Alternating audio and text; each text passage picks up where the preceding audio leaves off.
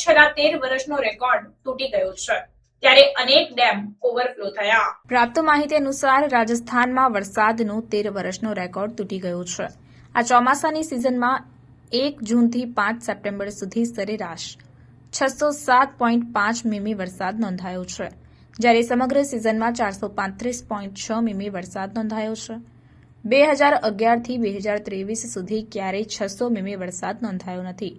રાજસ્થાનના અનેક dam overflow થઈ ગયા છે। બિસલપુર ડેમના દરવાજા ખોલવામાં આવશે।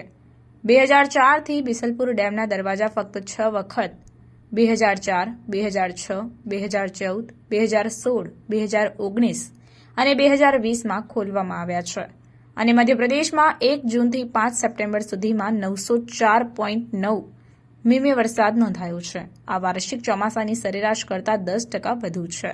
આ સમયગાળા દરમિયાન રાજ્યમાં સામાન્ય રીતે 823.9 મીમી વરસાદ પડે છે।